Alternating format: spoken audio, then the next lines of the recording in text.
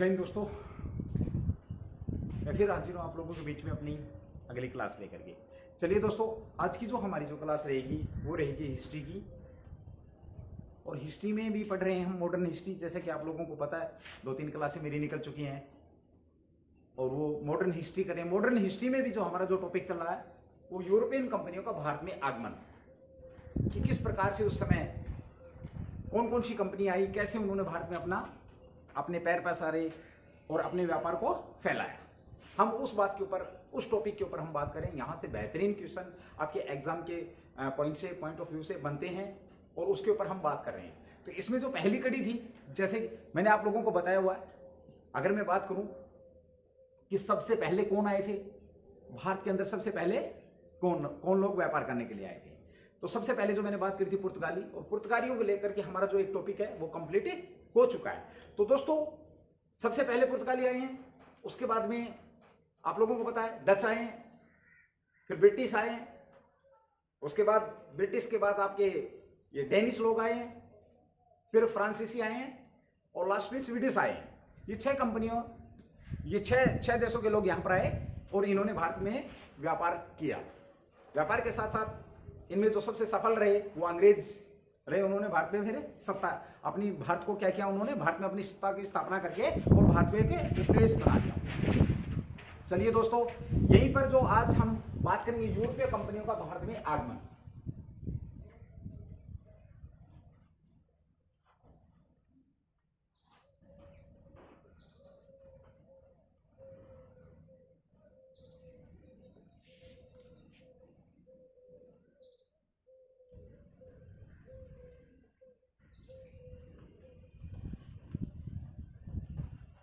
ये हमारा लेसन चल रहा है और इसमें जो टॉपिक की बात करें तो जो हमने सबसे पहले जो बात करी थी आप लोगों के बीच में, पुर्तगाली या पुर्तगीज सबसे पहले ये आए, उसके बाद डच आए हैं, डच, उसके बाद आपके ब्रिटिश लोग आए हैं, ब्रिटिश के बाद डेनिश, फ्रांसीसी,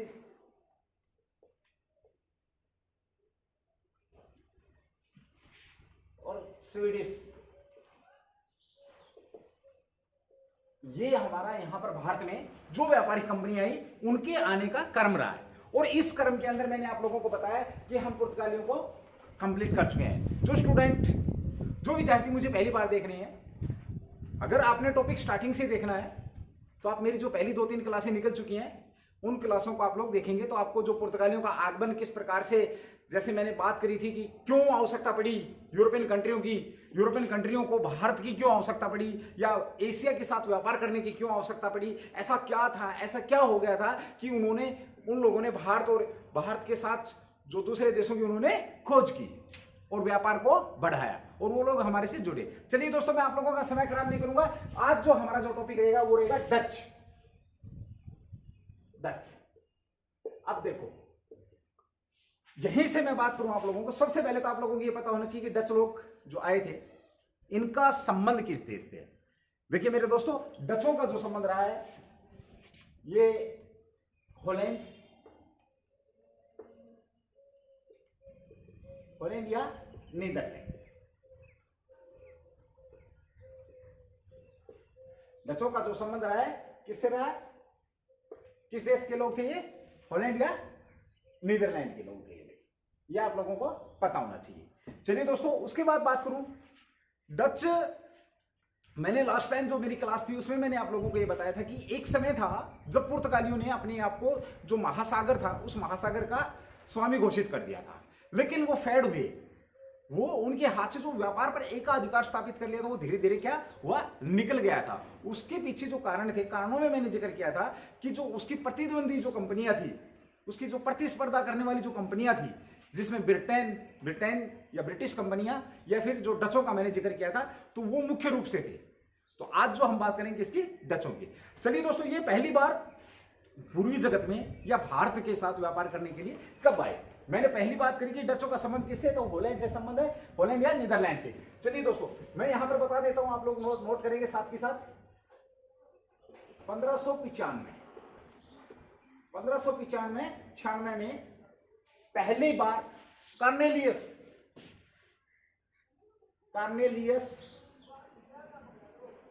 हाउटमैन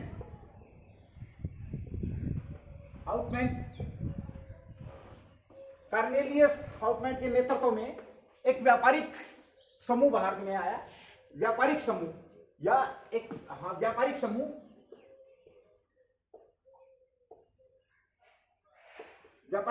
पूर्वी जगत में आया।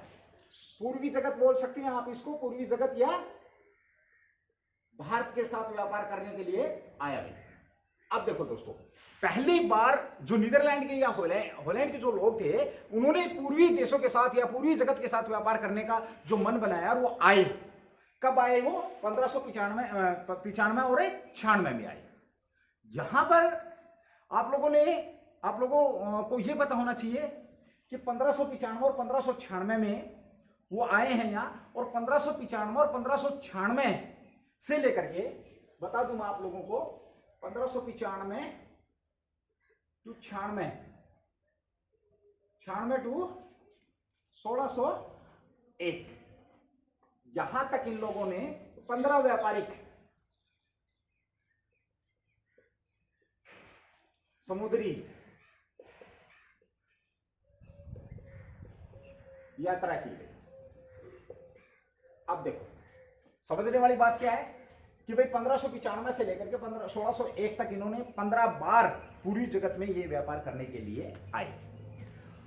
अब व्यापार करने के लिए यहां पूरी जगत में क्यों आए, जैसा कि आप लोगों को पता, मैं 1 मिनट में रिवाइज करा देता हूं। मैंने पिछली क्लासों में बहुत बेहतरीन तरीके से आप लोगों को खोल करके अच्छी तरीके से मैंने आप लोगों को समझाया हुआ। फिर भी जो नए स्टूडेंट है वो सुन लेंगे एक बार। भाई जो पश्चिमी देश थे, वो उनका जो एटमॉस्फेयर और जो ये जो अपना मौसम है, वो इस टाइप से है कि वो मांस के ऊपर जिंदा रहते थे, और मांस को लंबे समय तक चलाने के लिए या प्रजीवित रखने के लिए उन्हें गर्म मसालों की आवश्यकता होती थी। और वो गर्म मसाले इंडोनेशिया, मसाला द्वीप पुंज या इंडोनेशिया या फिर भारत में मिले, या पूर्वी जगत या पूर्वी देशों में ही मिलेंगे। तो उस चीज को, उस बात को मद्देनजर रखते हुए इनका भी यही रीजन था।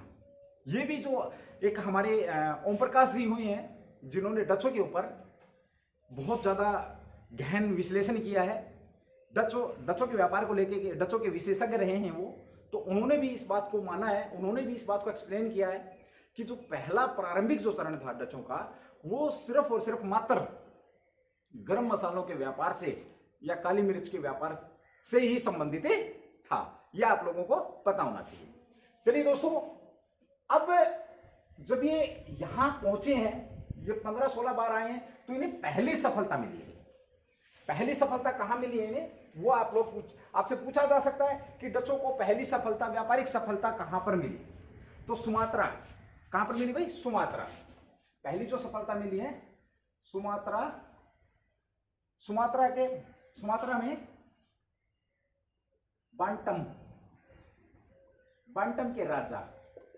बांटम के राजा से ये एक संधि करने में सफल हो गए थे। संधि करने में सफल हुए। अब देखिए दोस्तों, अगर आपसे पूछा जाए कि डच, एक बार देखेंगे, देखो थोड़ा सा टफ है लेकिन बहुत अच्छा कंटेंट है, बेहतरीन है आपके एग्जाम के लेवल के हिसाब से। डचों का संबंध हॉलैंड से रहा। 1595-96 में इन्होंने क्या किया, पूरी जगत की तरफ या भारत की तरफ अपना मुंह किया, और यहां पर कार्नेलियस हाउटमैन के नेतृत्व में व्यापारिक दल या व्यापारिक समूह है, पूरी जगत में पहुंचा। और 1596 से लेकर के 1601 तक, 1596 से लेकर के 1601 तक इन्होंने 15 व्यापारिक यात्राएं की। और इन्होंने पहली जो इनको पूरी जगत में जो पहली सफलता मिली, वो सुमात्रा में बांटम के राजा के साथ इन्होंने एक संधि करने में अपनी सफलता प्राप्त कर ली। यहां तक ये आप लोगों को क्लियर हो जाना चाहिए। चलिए दोस्तों, यहां से आगे बढ़ता हूं मैं। 1602 में बहुत सारी जो डच कंपनियां थी, उन कंपनियों ने क्या किया, 1602 में वो इकट्ठा होकर के और एक व्यापारिक संस्थान की इन्होंने क्या की, स्थापना की, जिसका नाम था United East India Company of Netherland. 1602 में क्या किया इन्होंने,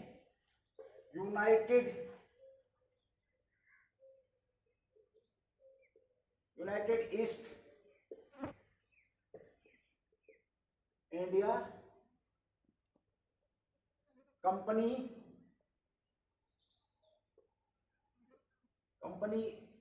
ऑफ नीदरलैंड।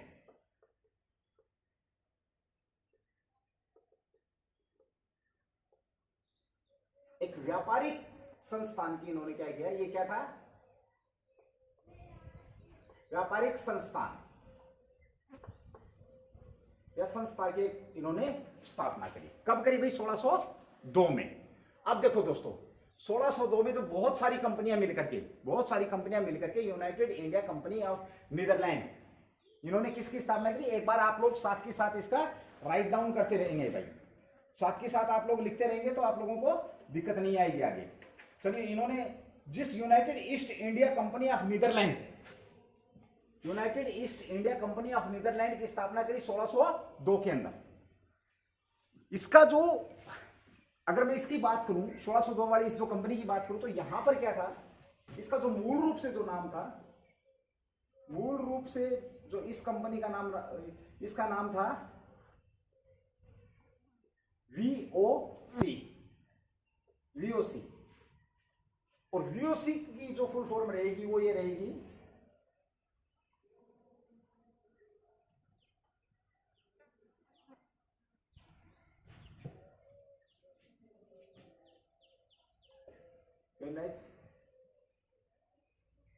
वेरी नाइस ओस्ट इंडिक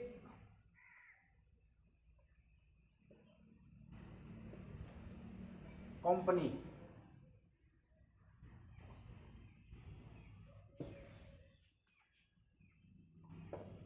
ये इसका पूरा नाम रहेगा भाई, वेरी नाइस ओस्ट इंडिक कंपनीज, ये इसका पूरा नाम रहेगा। मूल रूप से अगर पूछा जाता है कि 1602 में जो डच के जो लोग आए थे, ये बहुत सारी छोटी छोटी जो कंपनियां थी, उन कंपनियों ने मिलकर के एक कंपनी, जो बड़ा व्यापारिक संस्थान था, वो उसकी स्थापना करी, जिसका नाम था United East India Company of Netherland था। और इस नीदरलैंड की जो कंपनियां थी, ये जो नीदरलैंड थी, इस नीदरलैंड जो ये कंपनी थी, इसका मूल रूप से जो इसका नाम था VOCS था, और वेरी नाइस ओस्ट, VERENIGED ओस्ट INDICS कंपनी COMPANIG, ये इसका पूरा नाम था भाई। ठीक है, अब जब इसकी स्थापना कर दी तो इसके बारे में आप लोगों को कुछ थोड़ा बहुत पता होना चाहिए। देखिए दोस्तों, मैं कई बार बता चुका हूं कि हम थोड़ा सा जो एजुकेशन का लेवल है थोड़ा सा बढ़ेगा भी, और भी बढ़ेगा, बढ़ता भी जा रहा है, पीछे भी बढ़ा है। तो थोड़ा सा हम कोशिश करते हैं कि ज़्यादा से ज़्यादा जो कंटेंट आपको बेहतरीन है वो आपको डिलीवर किया जाए।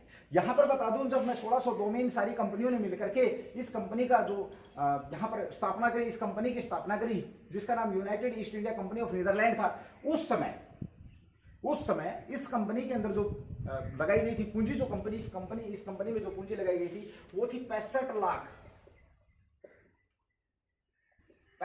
गिल्डर। 65 लाख गिल्डर टोटल जो पूंजी लगाई गई थी, टोटल जो पैसा वेस्ट इसके अंदर इन्वेस्ट किया गया था, टोटल जो इन्वेस्ट किया गया था, और ये सारा सब कुछ नीदरलैंड सरकार की, हॉलैंड सरकार की देखरेख में हो रहा था भाई। यहीं पर बता दूं, और इस कंपनी को जो देखरेख के लिए 17 लोगों का एक क्या बनाया, 17 लोगों का एक समूह बनाया, 17 लोगों का समूह बनाया।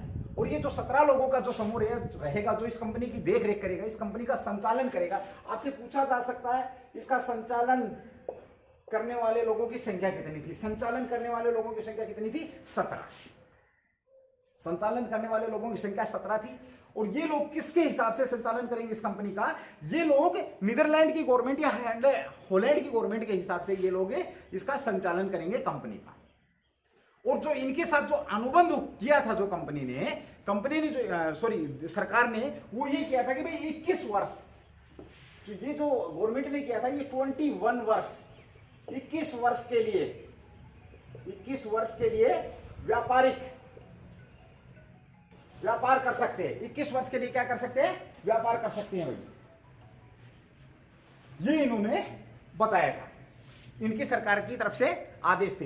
ये एक बार आप राइट डाउन कर लेंगे, या मैंने जानबूझ के थोड़ा सा खुला भी लिखने की कोशिश करी है। आप लोग अगर स्क्रीनशॉट लेना चाहे तो इसका स्क्रीनशॉट ले लें, उसके बाद हम आगे बढ़ेंगे। उससे पहले मैं, जब तक आप लोग राइट डाउन करें, मैं आप लोगों को फिर बता देता हूं एक बार। देखिए, यूरोपियन कंपनी का आगमन हम पढ़ रहे हैं। यूरोपियन कंपनी किस प्रकार से भारत में आई और भारत में व्यापार किया। दूसरी बात, पुर्तगाली पहले, सबसे पहले पुर्तगाली आए हैं, डच आए हैं, ब्रिटिश आए हैं, डेनिश आए हैं, फ्रांसीसी आए हैं और स्वीडिश लोग आए हैं। यहाँ पर छह कंपनियां यहाँ पर आई हैं। यहाँ पे डाउट नहीं करना आप लोग, डच और ब्रिटिश मैंने बाद में लिख लिया। अगर कंपनियों की बात करेंगे, कंपनियों की स्थापना की बात करेंगे, तो डचों से पहले ब्रिटिश लोगों ने कंपनियों की स्थापना यहाँ पर कर दी थी।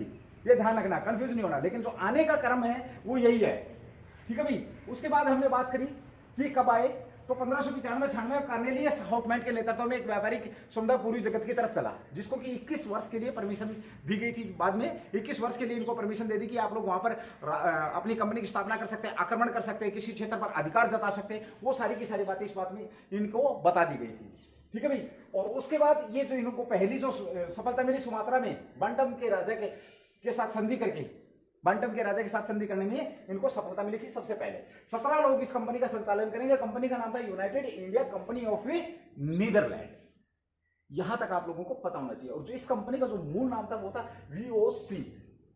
जो इस कंपनी का मूल नाम था, उसका मैंने आप वेनाइज ओस्ट इंडिया कंपनी जो इसका पूरा नाम था। और जो जब ये कंपनी खड़ी करी गई थी, जब इस कंपनी की स्थापना करी गई थी, तो संचालन के लिए 17 लोगों को समूह बनाया गया था, जो कि सरकार के हिसाब से, गवर्नमेंट के हिसाब से ये कंपनी चलेगी। जो डच जो लोग हैं, गवर्नमेंट के हिसाब से ये अपना व्यापार करेंगे।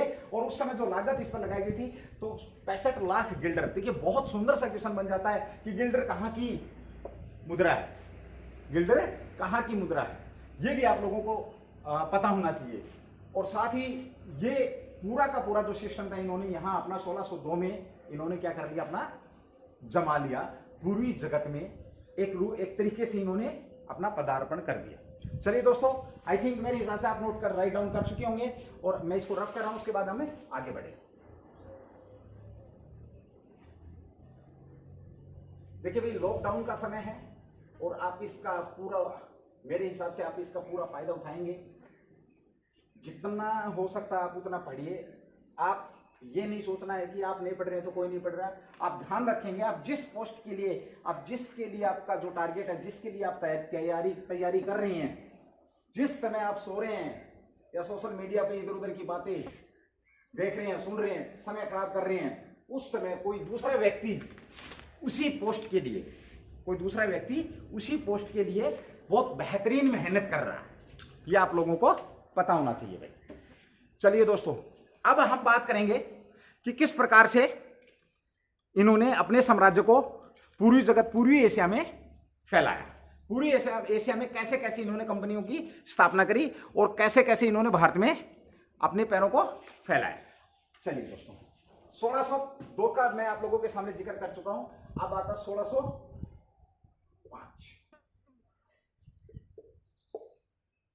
1605 में इन्होंने क्या किया, देखिए। इससे पहले 1605 का जिक्र करूं, मैं आप लोगों के बीच में, मैंने आपको बताया ओम प्रकाश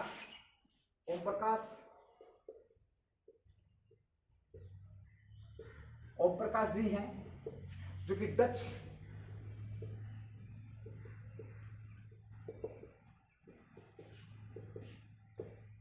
व्यापार विशेषज्ञ थे।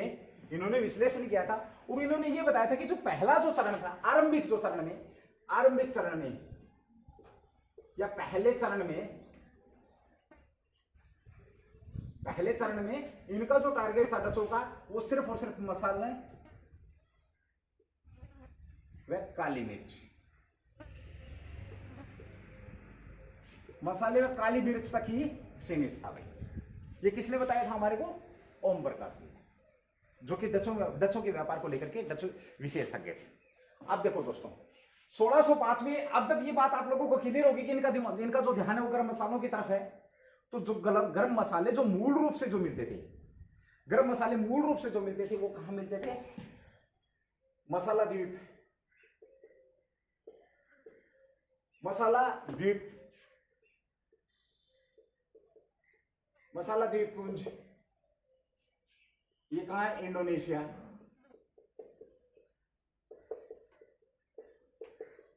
इंडोनेशिया। अब देखो दोस्तों, 1605 में इन्होंने क्या किया, इसकी तरफ अपना पूरा ध्यान रख दिया, ध्यान कर दिया, और ये इनका प्रमुख केंद्र बनता चला गया। जब इनका मसालों की तरफ और काली मिर्च की तरफ जब इनका ध्यान था, तो ये इनका क्या बन गया, पूरा का पूरा इनका जो ध्यान था वो इंडोनेशिया के, क्योंकि मूल रूप से अगर मैं बात करूं काली मिर्च और जो गर्म मसाले थे, तो ये तो भारतीय इंडोनेशिया, इंडोनेशिया की तरफ इनका पूरा का पूरा ध्यान वहां पे आकर्षित हो गया, और इन्होंने फोकस कर दिया किसकी तरफ? इंडोनेशिया की तरफ। यह मसाला द्वीपपुंज के नाम से जाना जाता है। अब जब ये बात होगी है, इसका जो एक्सप्लेनेशन दिया था ओम प्रकाश जी ने दिया था। चलिए दोस्तों, तो इस वजह से जब इन्होंने पूरा ध्यान उधर दे दिया, इस वजह से क्या हुआ, जब वहां पहले से एक शक्ति और बैठी है, कौन? पुर्तगाली लोग। आप लोगों को पता है पुर्तगाली सबसे पहले आए थे, तो पुर्तगाली लोगों के पास एक जगह थी, अंबायान।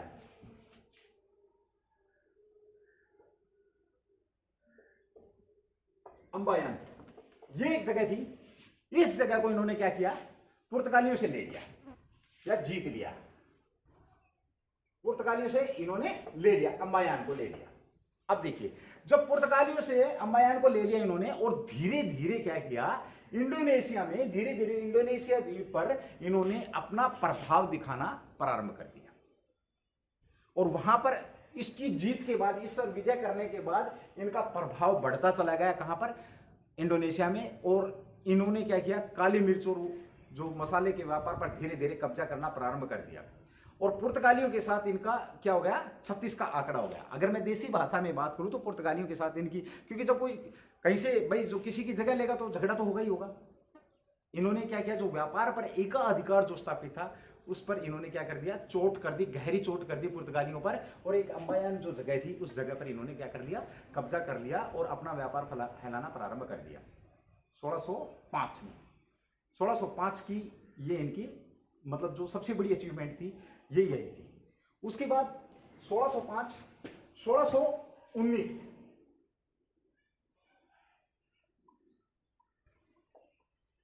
1605 में जब इन्होंने क्या किया, 1605 में जब इन्होंने ये ले लिया है, इसके ऊपर अपना कब्जा कर लिया है, तो 1619 में इन्होंने क्या किया, 1619 में जकार्ता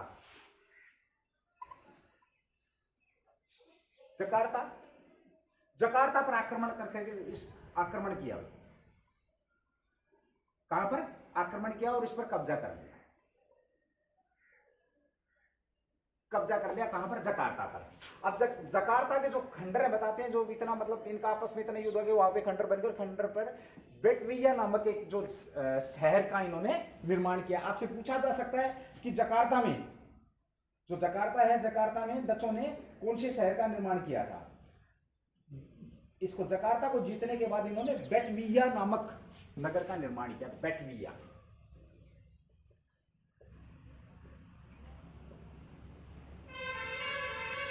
बेटविया नामक नगर का इन्होंने क्या कर लिया, निर्माण कर लिया। कहां पर? जकार्ता। 1600, ये कब की बात है? 1619 में। अब देखिए, जब इनके साथ झगड़ा हो गया, पुर्तगालियों के साथ झगड़ा हो गया, यहां पर कुछ समय के लिए जो प्रतिद्वंदी अंग्रेज थे, और प्रतिद्वंदी किसको बाता? प्रतिद्वंदी किसी को अच्छा नहीं लगता भाई, तो इनका जो आपस में मनमुटाव रहा वो अंग्रेजों के साथ भी रहा। लेकिन 1611, 13, 15, 1611, 13 और 15 में सम्मेलन हुए। कहां पर? लंदन और दी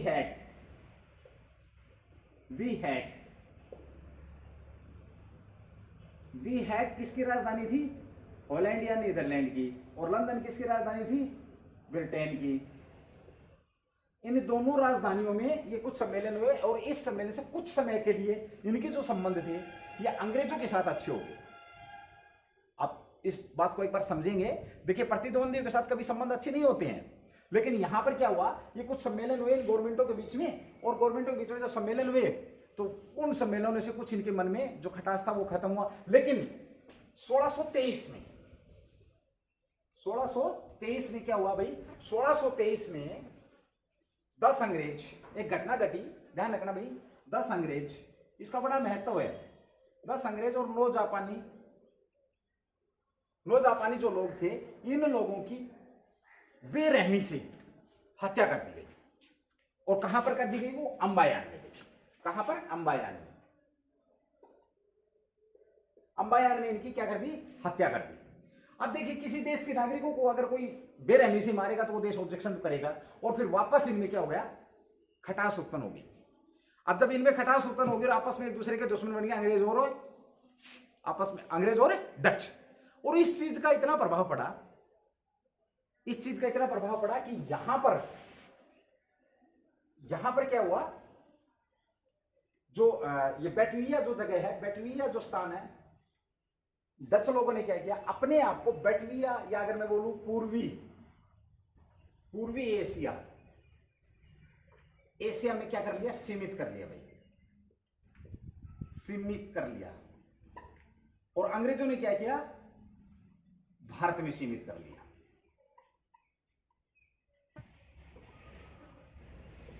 भारत में सीमित कर लिया। अब देखो, थोड़ी सी खिचड़ी सी बन रही है, लेकिन समझना हमने बहुत ज्यादा जरूरी है। बताऊंगा मैं दोबारा से तो आपको बहुत अच्छे से समझ में आ जाएगा। ये 1623 में क्या हुआ? जब इनके लोगों की हत्या कर दी और इनमें आपस में ठन गई, तो अंग्रेजों ने अपने व्यापार पर ध्यान देना प्रारंभ कर दिया कि भाई हम कहां पर ध्यान दें? हम सिर्फ और सिर्फ भारत के व्यापार पर ध्यान दें। और इधर जो डच लोग थे, इन्होंने क्या किया? इन्होंने पूर्वी एशिया में अपना ध्यान देना प्रारंभ कर दिया, और जो प्रमुख जो केंद्र बना दिया पूर्वी एशिया में, बेटविया नामक जो नगर बसाया था, इसमें अपना जकार्ता में नगर, इस नगर को इन्होंने प्रमुखता दे दी। और इस नगर की तरफ इनका जो व्यापारिक नगर, प्रमुख नगर बन गया पूर्वी एशिया में। डचों का जो प्रमुख नगर था बेटविया बन चुका था। कारण आप लोगों के सामने बिल्कुल क्लियर है। अब चलिए एक बार मैं रिवाइज करा देता हूं, एंड देन फिर उसके बाद शायद आप लोग स्क्रीनशॉट लें या राइट डाउन करें, आपकी मर्जी है। चलिए दोस्तों, मैंने बात करी भाई 1605 में जो मसाला द्वीपपुंज था इंडोनेशिया, 1605 में इंडोनेशिया की तरफ इन्होंने ध्यान दिया। ध्यान क्यों दिया ये मैंने आपको बताया कि ध्यान इसलिए दिया क्योंकि प्रारंभिक जो चरण था, हमारे को ओम प्रकाश जी ने बताया, विश्लेषण करके ये बताया था कि जो प्रारंभिक जो डच लोग थे, प्रारंभिक समय में उन डच लोगों ने सिर्फ और सिर्फ काली मिर्च और गर्म मसालों की तरफ ध्यान देना प्रारंभ किया। और गर्म मसाले मूल रूप से ज्यादा संख्या में इंडोनेशिया में पाए जाते हैं, तो इंडोनेशिया की तरफ इनका ध्यान गया। इंडोनेशिया में इन्होंने अम्बाया नामक जगह को पुर्तगालियों से छीन लिया और जीत लिया। और वहां पर धीरे धीरे इन्होंने अपनी शक्ति का प्रदर्शन किया, और वहां पर जो इंडोनेशिया में अपना प्रभाव दिखाना इन्होंने प्रारंभ कर दिया, जिसको मसाला द्वीपपुंज के नाम से भी जाना जाता है। यहां तक क्लियर होगा भी। उसके बाद क्या हुआ? जब इनका टकराव हुआ आपस में, प्रतिद्वंदी कंपनियां व्यापार को लेकर के टकराव तो होना जरूरी है। अब जब टकराव हुआ तो इधर क्या हुआ? 1611, 13 और 15 में क्या हुआ? कुछ सम्मेलन चल रहे थे। इन सम्मेलनों की वजह से क्या हुआ? थोड़ा सा जो अंग्रेजों के साथ इनके संबंध अच्छे हुए। लेकिन 1619 में इन्होंने जकार्ता पर जो आक्रमण किया, आक्रमण करके बेटविया नामक नगर, जो खंडर बने थे उन पे बेटविया नामक नगर बसा दिया, इन्होंने खुद का नगर बना दिया।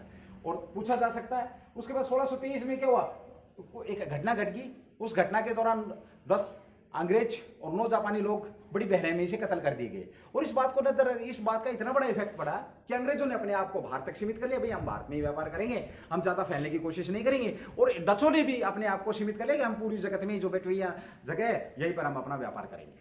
क्योंकि अब तक जो उनका ध्यान था वो कहां था? अब तक जो सिर्फ और सिर्फ ज्यादा ध्यान था उनका गर्म मसालों की तरफ और इनकी तरफ था। आप एक बार राइट डाउन करेंगे इसको, ताकि फिर मैं आगे इसको रफ करके आगे बढ़ूं। चलिए भाई राइट डाउन करिए, जल्दी राइट डाउन करेंगे आप लोग इसको।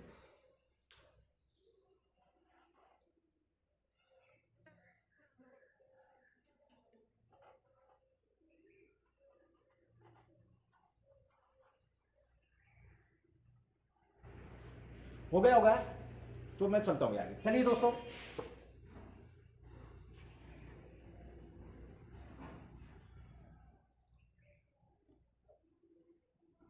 ये इन्होंने, मैंने जो आप लोगों के सामने एक्सप्लेन करने की जो कोशिश करी है वो ये कोशिश करी कि पूर्वी जगत में आकर के कैसे इन्होंने अपना पदार्पण किया, कैसे कैसे क्वेश्चन बनते हैं वो आप लोगों के सामने कॉन्सेप्ट है।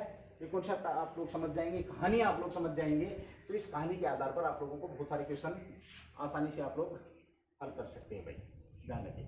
अब मैं बात करूंगा, कहाँ की बात करूंगा? अब मैं बात करूंगा भारत की। अब देखो दोस्तों, डच आए, आकर के पूर्वी जगत में उन्होंने अपना फ्रांसीसियों को भी आग दिखाई।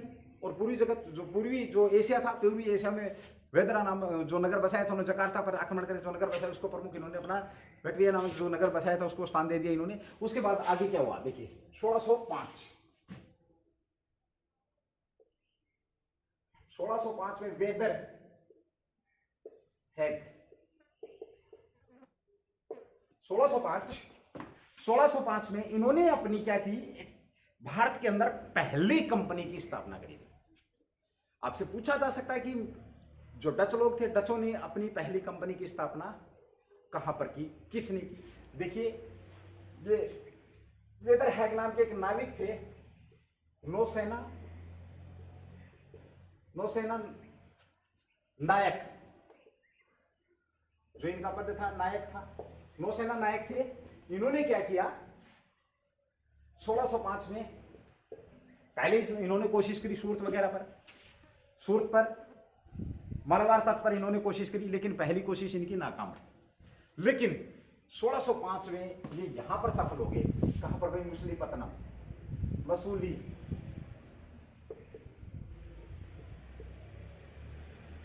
मसूलीपट्टनम या पट्टनम एक ही बात है भाई। मसूलीपट्टनम में इन्होंने पहली फैक्ट्री की क्या कर दी, स्थापना कर दी। ध्यान रखना, 1605 में इन्होंने क्या किया, पहली फैक्ट्री की यहां पर स्थापना कर दी गई। ठीक है। उसके बाद 1605 में आपसे यह पूछा जा सकता है कि किसने करी, वेदर हैग ने। क्या नायक, इनका रैंक क्या था? नायक था और ये क्या नौसेना के नायक थे। इन्होंने मछलीपट्टनम में फैक्ट्री की स्थापना करी। इससे पहले इन्होंने कोशिश कहां पर करी थी? सूरत व मालाबार तट पर भी इन्होंने कोशिश करी थी, लेकिन यहां पर क्या हुए, असफल हुए। और सफलता कहां मिली इनको जो सफलता मिली है वो मिली है सिर्फ मछलीपट्टनम में, 1605। अब देखिए दोस्तों, जो दूसरी फैक्ट्री की स्थापना करी इन्होंने,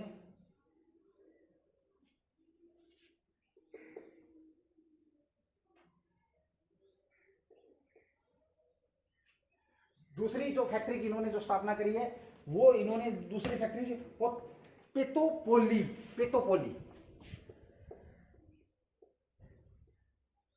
पेतोपोली में इन्होंने क्या की, दूसरी फैक्ट्री की इन्होंने अपनी स्थापना कर दी। उसके बाद 1610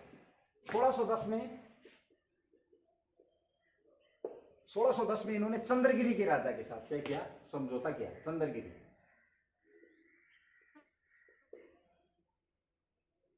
चंद्रगिरी के राजा के साथ क्या किया इन्होंने, संधि करी।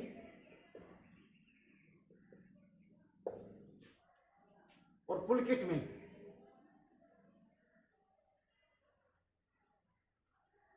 में क्या किया इन्होंने, अपनी एक अन्य फैक्ट्री की स्थापना कर दी।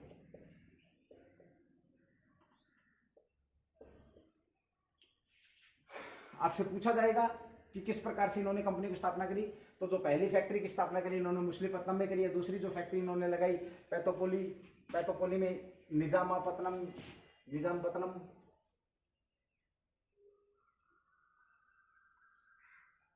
इसको निजामपट्टनम भी बोलते हैं भाई, या निजामपट्टनम आप कह सकते हैं। एंड देन उसके बाद 1610 में इन्होंने एक अन्य फैक्ट्री की स्थापना करी।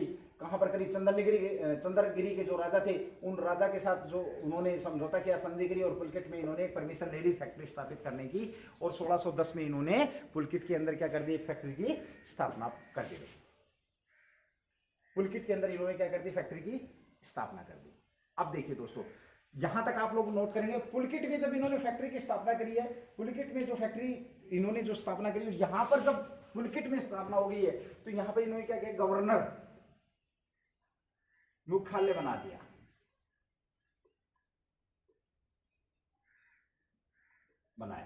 आप लोगों से देखो, ये पूछा जा सकता है कि डचों ने भारत में पहला जो अपने गवर्नर थे, इनका मुख्यालय कहां पर बनाया, या ये पूछा जा सकता है कि अस्थायी तौर पर जो राजधानी आप किसको बोलेंगे, तो पुलकित को। वीकेंड से जो प्रशासनिक जो कार्य देखे जाएंगे, या जो फैक्ट्रियों से संबंधित जो कार्य देखे जाएंगे, वो कहां से देखे जाएंगे, भारत से संबंधित पुलकित से देखे जाएंगे। और यहां पर एक बात और नोट डाल के लिख लेना मेरे मित्रों, मेरे भाइयों, भाई यहां पर इन्होंने स्वर्ण सिक्के निकाले थे। स्वर्ण सिक्के निकाले, और वो जो स्वर्ण सिक्के थे, जो सोने के जो सिक्के थे, उनका जो नाम था पेगोडा नामक जो स्वर्ण सिक्के इन्होंने यहाँ पर डाले। आपसे पूछा जा सकता है कि पैगोडा का संबंध किससे रहा है, तो भाई डचों से रहा है। डचों से पैगोडा का संबंध रहा। पैगोडा थे क्या, ये सोने के सिक्के थे। अस्थायी रूप से अगर मैं बात करूं तो पुलकित को इन्होंने क्या बना लिया, राजधानी बना लिया। पुलकित को क्या बना लिया इन्होंने, राजधानी बना लिया। कैसे, चंद्रगिरी के राजा से इन्होंने समझौता किया और पुलकित पर इन्होंने क्या कर लिया अपना, यहां पर इन्होंने अपना एक किस्म से एक अस्थायी मुख्यालय, यहां पर गवर्नर को जो अपना जो शासन चलाने के लिए इन्होंने भारत में ये काम करना प्रारंभ कर दिया। ये यहां तक आप लोगों को पता होना चाहिए। उसके बाद इन्होंने क्या किया, फिर दोबारा से सूरत पर इन्होंने सूरत में फैक्ट्री स्थापित करने की यहां पर इन्होंने फिर कोशिश करी है। और 1616 में, कब भाई, 1616 में इन्होंने सूरत में अपनी एक अन्य फैक्ट्री की स्थापना कर दी। अब देखो दोस्तों, जो जिस सूरत और मालाबार तक पर इन्होंने कोशिश करी थी, जिसमें असफल हुए थे, उसमें 5 के बाद ये जाकर के कब सफल हुए, 16। सूरत एक मोस्ट इंपोर्टेंट जगह है, ध्यान रखना इस बात का। और उस समय अंग्रेज भी वहां पर पहुंच चुके थे, प्रतिद्वंदी भी वहां पर थे इसके। फिर भी इसने 1616 में सूरत के अंदर ये एक कामयाबी इन्होंने हासिल करी, किसकी, अपनी एक फैक्ट्री स्थायी व्यापारिक कोठी बनाने की यहाँ पर कोशिश करी और जिसमें ये सफल हुई। 1 मिनट में मैं रिवाइज कराता हूँ, फिर आगे मैं बढ़ूंगा कि कैसे क्या करो। देखिए 1605 में वेदर हैग नौसेना के जो नायक थे, उन्होंने मछलीपट्टनम में भारत में पहली फैक्ट्री की स्थापना कर दी। आपसे पूछा जा सकता है कि भारत के अंदर डचों ने पहली फैक्ट्री की स्थापना कहाँ पे की, तो 1605 में करी। और दोस्तों 1605 में कहाँ पर करी, मछलीपट्टनम या मछलीपट्टनम में की, किसने की, वेदर हैग ने करी। ठीक है, यहां तक क्लियर हो गया, मैं 3 बार रिवाइज करा चुका। चलिए आगे मैं बात करूँ, उन्होंने दूसरी फैक्ट्री पेतोपोली या निजामापत्तनम में इन्होंने क्या की, दूसरी फैक्ट्री की अपनी स्थापना करी। उसके बाद 1610 में चंद्रगिरी के राजा से परमिशन लेकर के, संधि कर करके, उनसे बातचीत करके उन्होंने 1610 के अंदर और पुलिकट में अपनी फैक्ट्री, एक और फैक्ट्री इन्होंने यहां पर स्थापना की। और पुलिकट को इन्होंने क्या किया, एक अस्थायी राजधानी के रूप में इन्होंने यूज करना प्रारंभ कर दिया। जो गवर्नर का जो मुख्यालय बना दिया गया वो यहाँ पर पुलकित में बना दिया गया। और जब पुलकिट को मुख्यालय बना दिया गया तो यहाँ पे इन्होंने अपने सिक्के निकाले, 7 सिक्के, जिनका नाम पैगोडा था। और ये प्रसिद्ध सिक्के रहे हैं, आप लोगों को इसके बारे में पता होना चाहिए। एक बार जल्दी से 1 सेकंड के अंदर आप इसको राइट डाउन कर लेंगे, मैं फिर आगे बढ़ूंगा। 1616 में फिर इन्होंने जो सूरत आप लोगों के सामने ऐसे पर रहे थे 1605 में, 1616 में इन्होंने सूरत पर कब्जा कर लिया। सूरत में इन्होंने क्या कर लिया, अपनी फैक्ट्री की स्थापना कर ली। 1641 में विमलीपट्टनम, साथ ही ये भी एक नोट कर लेंगे, 1641 में विमलीपट्टनम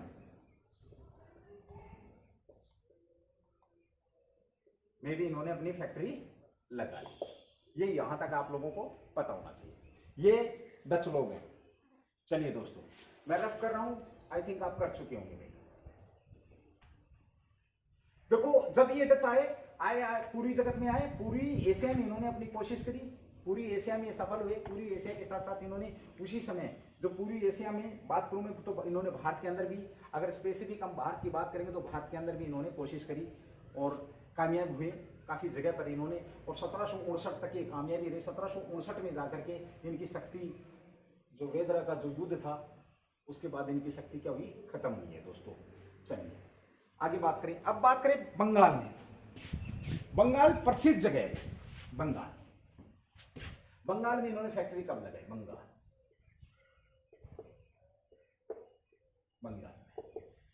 बंगाल में हुगली के पास एक जगह है। कहां पर भाई,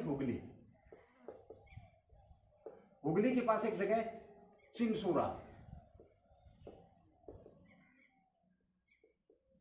चिनसुरा में इन्होंने क्या किया, अपनी एक फैक्ट्री लगाई। चिनसुरा में पहली फैक्ट्री लगाई। पहली, आपसे अगर भारत की पहली फैक्ट्री पूछा जाता तो मछलीपट्टनम है, और अगर बंगाल में पहली फैक्ट्री पूछी जाए तो हुगली के पास चिनसुरा नामक जगह पर इन्होंने पहली फैक्ट्री या पहली व्यापारिक कोठी फैक्ट्री या पहली व्यापारिक कोठी की इन्होंने स्थापना करी।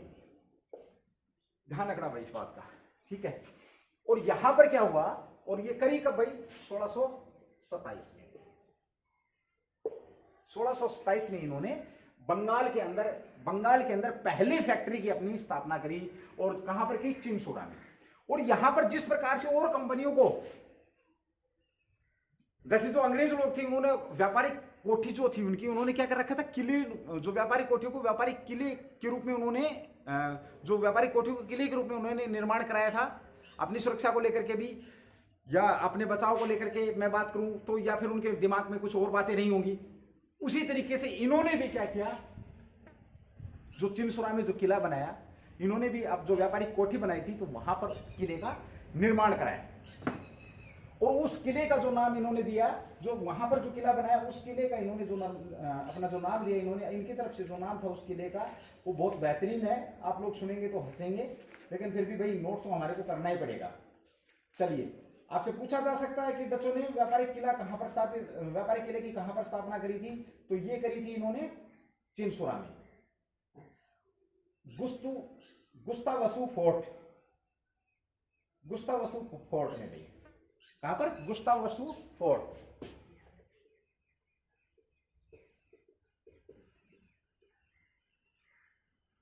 गुस्तावुस फोर्ट।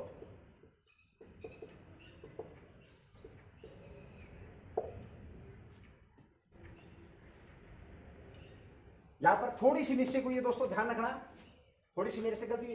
एक्चुअल जो हुगली के पास जो इन्होंने फैक्ट्री की जो स्थापना करी है, जो पहली फैक्ट्री जो इन्होंने बंगाल में जो लगाई थी, पिपली में लगाई थी, पिपली में। ये चिनसुरा है, यहां पर तो 1653 में करी थी उन्होंने, और जो इससे पहले इन्होंने 1627 में जो करी थी वो पिपली में करी। पिपली में इन्होंने क्या करी थी? पहली फैक्ट्री की स्थापना करी थी। मैं एक बार फिर बताऊंगा, देखिए थोड़ा सा ध्यान से देखेंगे एक बार। देखो, इन्होंने बंगाल में पहली फैक्ट्री की स्थापना करी। पहली फैक्ट्री की स्थापना कहां पर करी है? पिपली में करी है। कब करी है? 1627 में। उसके बाद इन्होंने दूसरी जो फैक्ट्री लगाई है, कहां पर लगाई है? हुगली के पास, ये चिनसुरा नामक जो जगह है, 1653 में इन्होंने यहां पर फैक्ट्री लगाई। और यहां पर जो फोर्ट, जो किला बनाया था, उस किले का जो नाम था वो ये था, गुस्तावुस। इस किले का नाम क्या था? गुस्तावुस था भाई। जो 1653 में इन्होंने जो किला बनाया था, 1653 में जो डचों ने, आपसे पूछा जा सकता है गुस्तावुस किले का संबंध किससे रहा है, तो वो गुस्तावुस किले का संबंध भी इनसे रहा है। और यहां फिर इन्होंने क्या किया? 1658 में फैक्ट्री लगाई है। 1660 में, 1658 में इन्होंने जो फैक्ट्री लगाई है, 1660 में गोलकुंडा में फैक्ट्री लगाई है। 1663 में कोचीन में अपनी फैक्ट्री लगाई इन्होंने। उसके बाद अब बात करूं मैं 1664 में इन्होंने क्या किया? औरंगजेब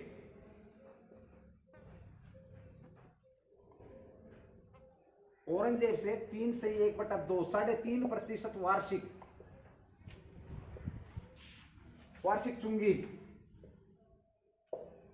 वार्षिक चुंगी के बदले बंगाल,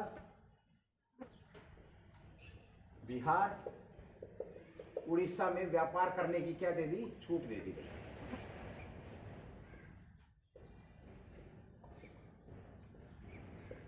अब देखो 1664 कब दिए? ये 1664 में।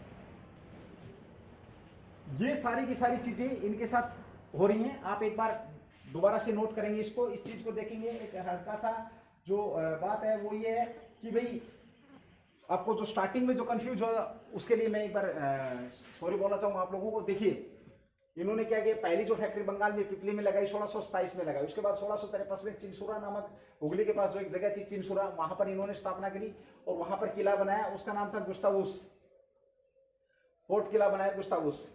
उसके बाद 1658 में यस मालाबार, कासिम बाजार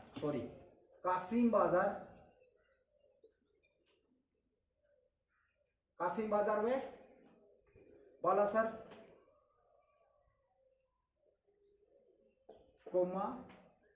कासिम बाजार, बालासर, पटना,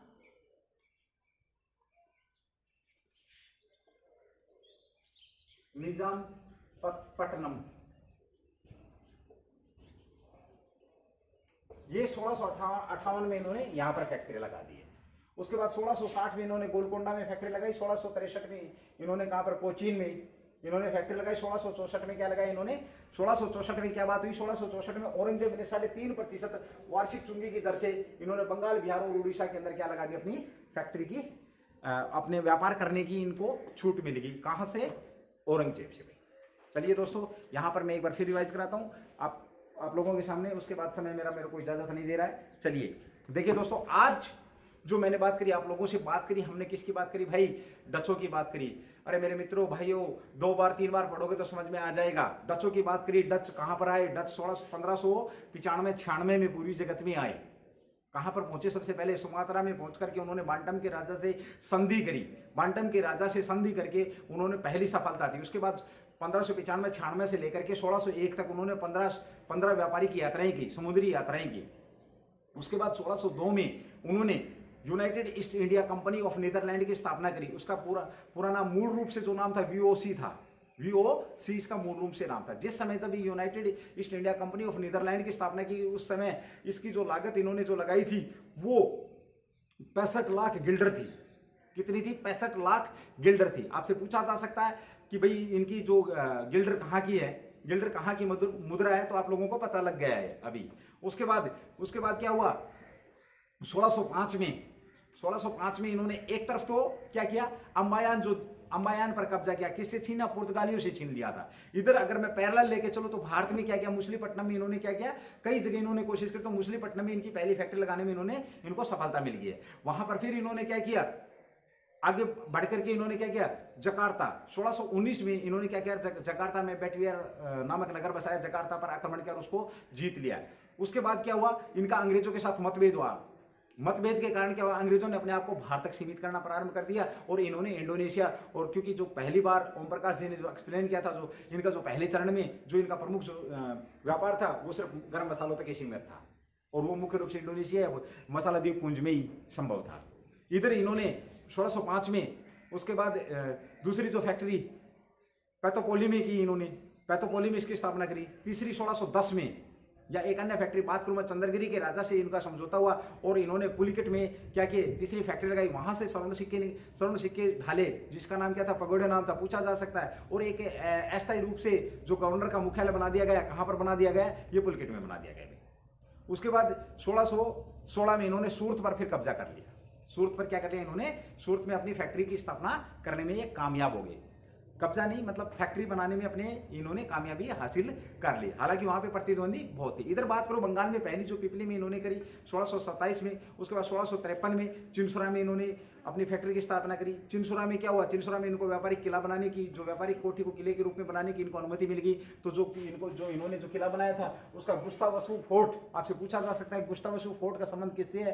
तो डचों से रहा इसका संबंध। उसके बाद भाई 1658 में इन्होंने क्या किया? कासिम बाजार, बालासर पटना और उसके बाद निजामपट्टनम में इन्होंने अपनी फैक्ट्री लगाने में इन्होंने कामयाबी हासिल की। 1660 में गोलकुंडा में, 1663 में कोचीन में इन्होंने अपनी फैक्ट्री लगा ली। उसके बाद 1664 में औरंगजेब के साथ इनका क्या होगा? एक समझौता हुआ, और उस समझौते के साथ 3.5% चुंगी 3.5% पर वार्षिक बंगाल, बिहार और उड़ीसा में इनको व्यापार करने की छूट देती।